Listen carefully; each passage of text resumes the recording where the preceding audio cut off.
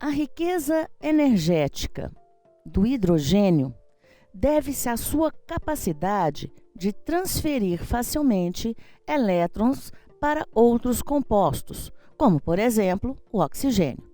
E com essa transferência ocorre liberação de energia. Esse processo é descrito de modo um tanto confuso como redução química. Os cientistas suspeitavam que havia tempos que gases reduzidos desempenhavam um papel importante na origem da vida na Terra. Na década de 20, o bioquímico russo Alexander Oparin e o evolucionista britânico Haldane sugeriram, isolada e independentemente, que a atmosfera primitiva da Terra pode ter sido muito rica em gases redutores, como, por exemplo, metano, amônia e hidrogênio. E nessas concentrações elevadas, os ingredientes químicos necessários para a vida podem ter se formado espontaneamente. A ideia ganhou credibilidade décadas mais tarde, com o famoso experimento dos químicos Stanley Miller e Urey, na Universidade de Chicago, em 1953.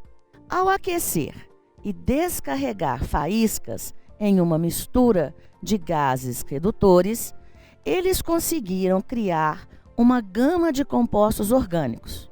A maioria desses compostos orgânicos contendo carbono e hidrogênio, inclusive aminoácidos, os blocos de construção das proteínas vitais para todas as formas de vida terrestre. Entretanto, nos anos subsequentes ao experimento, geólogos concluíram que a atmosfera ancestral não era nem de longe tão redutora como a dupla havia pensado.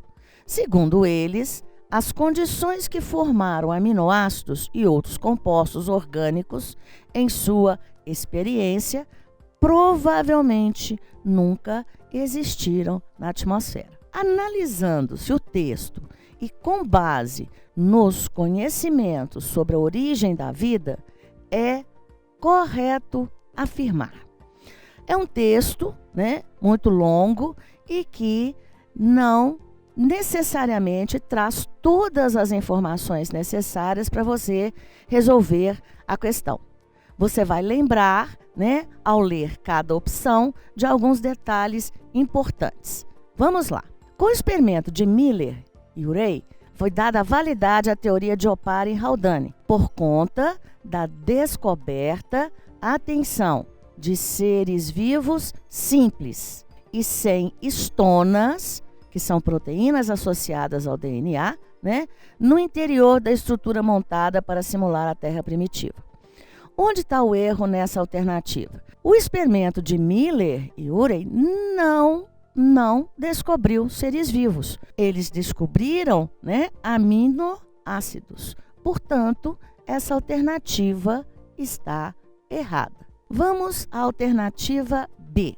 Após a origem do primeiro ser vivo, supostamente um ser unicelular, procarionte, muito simples, foi possível a formação de uma membrana que proporcionou a existência de um citoplasma. Ora, se eu já tenho o primeiro ser vivo, eu já tenho uma célula com membrana delimitando um citoplasma. E não, após a origem do primeiro ser vivo é que se formou a membrana, e o citoplasma, mantendo a composição química, bioquímica específica e distinta do meio externo. Lembre-se que antes do primeiro ser vivo, nós tivemos a formação de coacervados, que são proteínas isoladas, mas sem membrana. Portanto, para eu ter um primeiro ser vivo, eu já tenho que ter a membrana formada e não depois dele ter sido formado.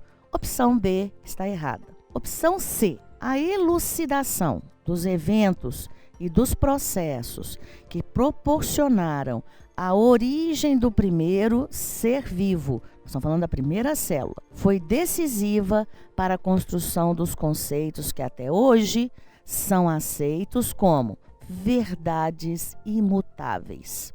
todo esse processo de origem do primeiro ser vivo, nós estamos trabalhando com hipóteses. Portanto, não são verdades imutáveis. Opção C também está errada. Opção D. Os gases presentes na atmosfera primitiva, segundo Oparin e Haldane, reagiram sob condições abióticas que viabilizaram a todo instante a origem e a sobrevivência de qualquer ser vivo. Vamos lembrar que esses gases, metano, amônia, hidrogênio e vapor de água, segundo Oparin e Haldane, originaram aminoácidos e não seres vivos. Portanto, essa alternativa está errada. Alternativa E. Independente dos eventos que precedem a origem do primeiro ser vivo, a presença de elementos como carbono, oxigênio e nitrogênio na Terra primitiva foi imprescindível. Vale lembrar que carbono, oxigênio, nitrogênio, e aqui ele não citou, mas também o hidrogênio, são fundamentais para a constituição de matéria orgânica presente nos seres vivos, como aminoácidos, proteínas, carboidratos, lipídios e ácidos nucleicos. Portanto, essa alternativa está correta. Gabarito, letra E.